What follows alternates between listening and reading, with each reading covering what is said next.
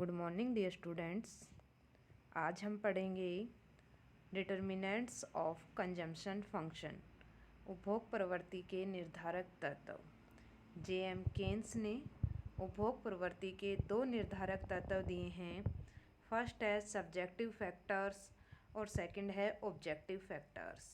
Subjective factors को हम internal factors और ऑब्जेक्टिव फैक्टर्स को हम एक्सटर्नल फैक्टर्स भी कहते हैं।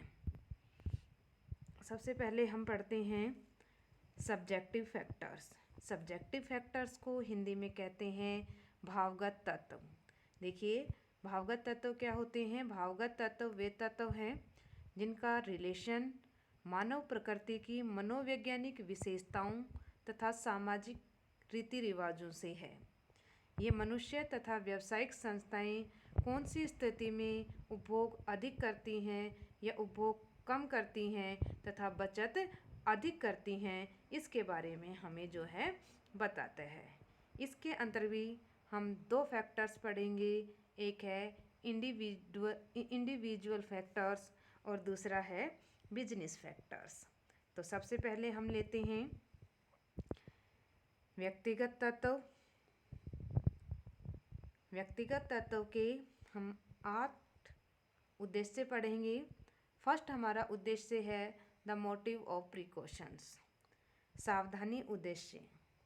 क्या है डियर स्टूडेंट्स कि भविष्य में अचानक कोई भी समस्या हमारे सामने आ सकती है और उस समस्या से बचने के लिए व्यक्ति क्या करते हैं? उपभोग कम करते हैं और बचत जो है वो अधिक करते हैं। कोई भी समस्या, जैसे कोई भी एक्सीडेंट हो सकता है, कोई भी व्यक्ति किसी भी समय बीमार हो सकता है, तो इन सब चीज़ों को से अपने आप को सुरक्षित रखने के लिए हम जो है उपभोग कम और बचत जो है अधिक करते हैं। सेकंड मोटिव है हमारे पास द मोटिव ऑफ फोरसाइट, दूरदर्शिता उद्देश्य।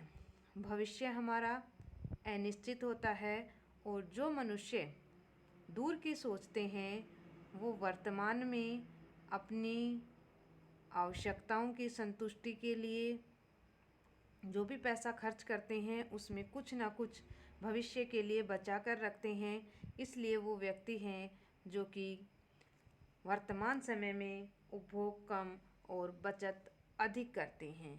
कि कुछ व्यक्ति क्या सोचते हैं कि ओल्ड एज में उनको पैसों की ज़रूरत हो पड़ेगी, तो इसलिए वो वर्तमान समय में उपभोग पर कम और सेविंग पर अधिक ध्यान देते हैं। थर्ड है द मोटिव ऑफ कैलकुलेशन, कि कुछ व्यक्ति जो होते हैं वो कैलकुलेशन के ऊपर भी अपना ध्यान रखते हैं, तो इसलिए वो वर्तमान समय में बचत अधिक करते हैं, उपभोग कम करते हैं। वो ऐसा सोचते हैं कि जो भी राशि हम सेविंग करते हैं उसको निवेश करके हम अधिक धन कमा सकते हैं और वो रुपया जो है वो दूसरे व्यक्तियों को इंटरेस्ट के रूप में देकर अधिक पैसा प्राप्त कर सकते हैं। इसलिए वो वर्तमान में उपभोग कम और सेविंग अधिक करते हैं।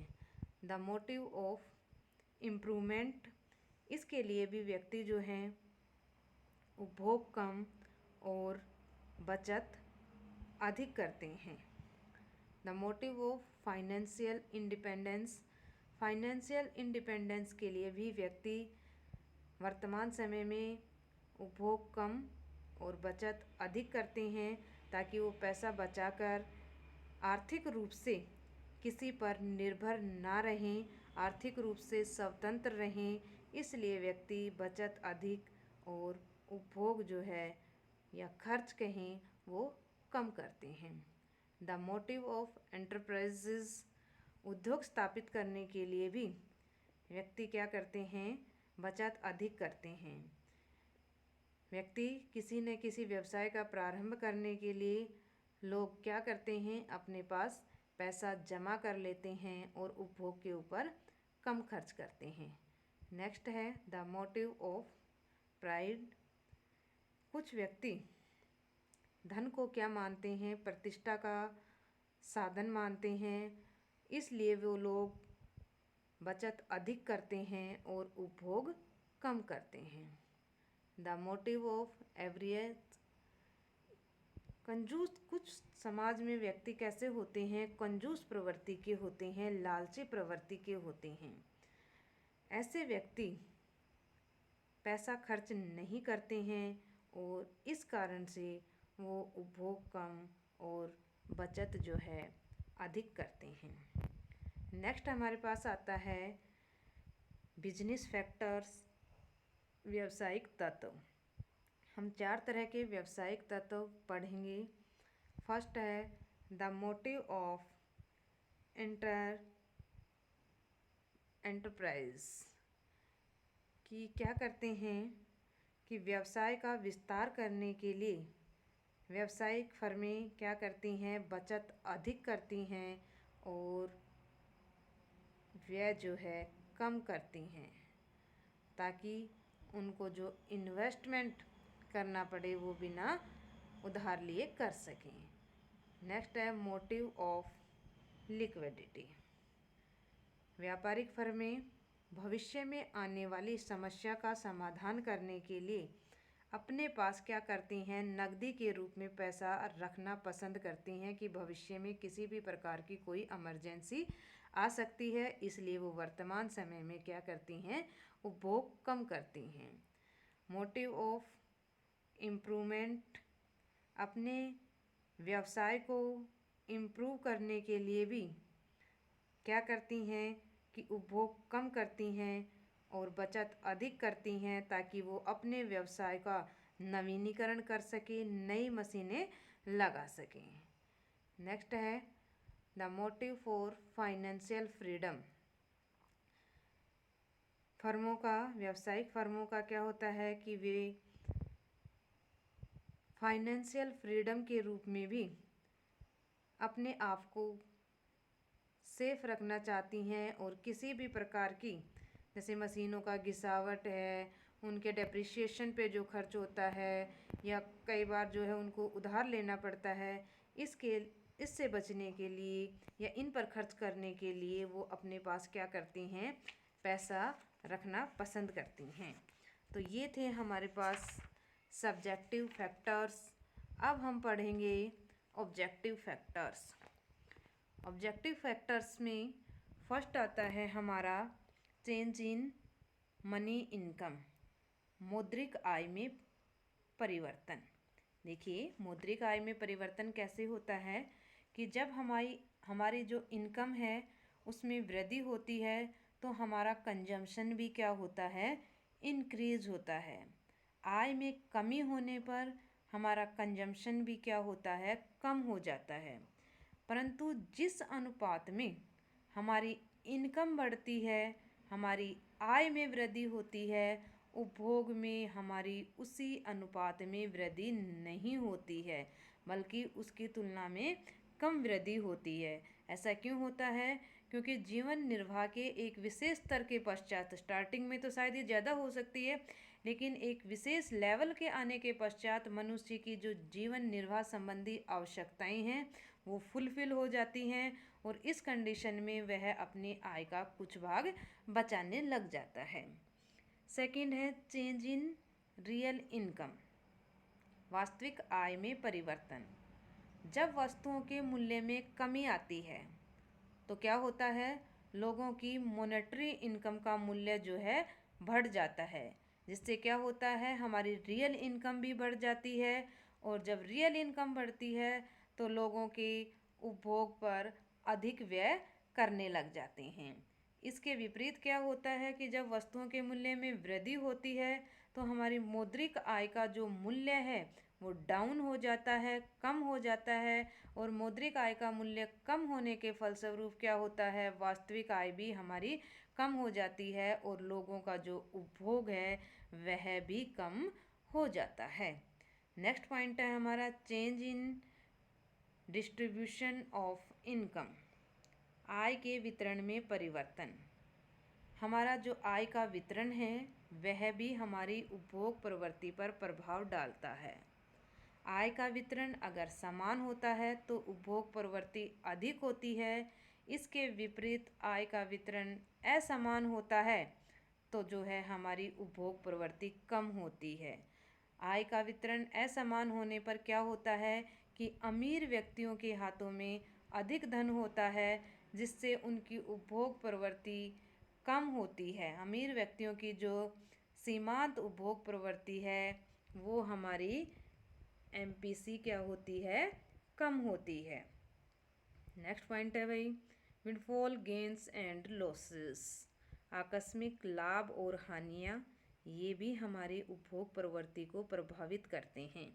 अगर अचानक हमें कोई लाभ प्राप्त हो जाते हैं, कहीं से पैसा आ जाता है, प्रॉफिट हो जाता है, तो हमारा उपभोग व्यय अधिक करेंगे हम।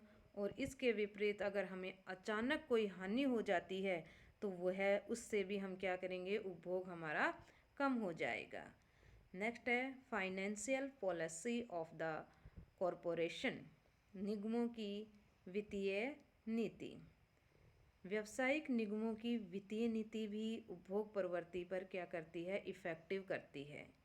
यदि निगम अपने सारे लाभ को जो भी उनके शेयरर्स होते हैं उनमें बांट दें तो उपभोग प्रवृत्ति बढ़ती है।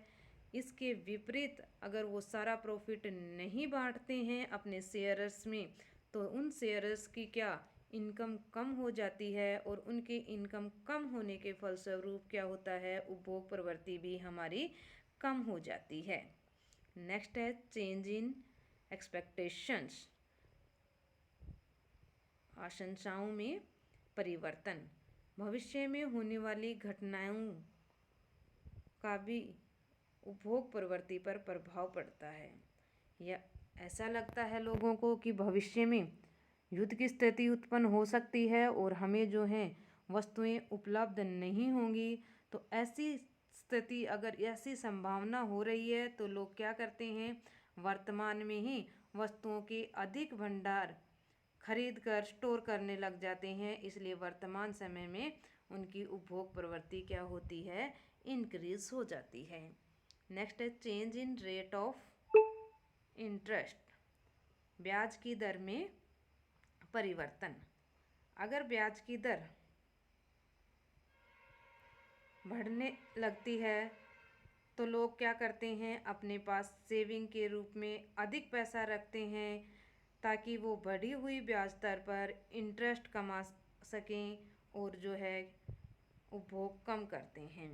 इसके विपरीत अगर ब्याज दर हमारी कम हो जाती है तो लोग जो है उपभोग के ऊपर अधिक पैसा खर्च करते हैं। नेक्स्ट है भाई वेजेस, मजदूरी। मजदूरी भी हमारी उपभोग प्रवृत्ति को प्रभावित करती है। मजदूरी कटौती का उपभोग प्रवृत्ति पर कैसा प्रतिकूल प्रभाव पड़ता है। मजदूरी कटौती से श्रमिकों तथा गरीबों की आय क्या हो जाती है, कम हो जाती है, तथा आय का वितरण अमीर लोगों के पक्ष में होता है, जिनकी सीमांत उपभोग प्रवृत्ति कैसी होती है, अमीर लोगों की कम होती है। नेक्स्ट है सोशल सिक्योरिटी। सोशल सिक्योरिटी भी हमारी उपभोग को प्रभावित करती है। लोग अपने जीवन को सुरक्षित रखने के लिए क्या करते हैं, अपनी आय का कुछ भाग प्रोविडेंट फंड्स में जमा करवा देते हैं या जीवन बीमा के रूप में किस्तों में जमा करवा देते हैं, जिनसे क्या होता है, उनकी उपभोग प्रवृत्ति कम हो जाती है। नेक्स्ट है चेंज इन पॉपुलेशन, जनसंख्या में परिवर्तन। जनसंख्या का परिवर्तन भी कंजम्पशन पर इफेक्टिव डालता है। जनसंख्या में वृद्धि होने से क्या होगा, वस्तुओं की डिमांड बढ़ेगी, और डिमांड जब बढ़ती है वस्तुओं की तो उपभोग प्रवृत्ति भी हमारी बढ़ती है। जनसंख्या की रचना भी उपभोग प्रवृत्ति को प्रभावित करती है। यदि जनसंख्या में वृद्ध व्यक्तियों के स्थान पर युवकों की संख्या बढ़ जाती है तो उपभोग प्रवृत्ति जो है कैसी होती है, इंक्रीज हो जाती है। नेक्स्ट है स्टॉक ऑफ ड्यूरेबल गुड्स, टिकाऊ वस्तुओं का भंडार। जब लोगों के पास टिकाऊ वस्तुएं जैसे radio, television, cooler, fridge, refrigerator आदि के भंडार पहले से ही हैं तो उन्हें कम मात्रा में लोग खरीदेंगे तथा उपभोग प्रवृत्ति क्या हो जाएगी, कम हो जाती है हमारी। नेक्स्ट है development of the means of transport, यातायात के साधनों का विकास, ये भी उपभोग प्रवृत्ति पर प्रभाव डालते हैं। यदि साधनों के विकास से वस्तुओं का आवागमन इजी वे में हो जाता है तो क्या होता है कि सभी स्थानों पर सभी वस्तुएं जो है ईजिली उपलब्ध हो जाती हैं, हर व्यक्ति की पहुंच में होती हैं। इस कारण से उपभोग प्रवृत्ति जो है हमारी इंक्रीज हो जाती है।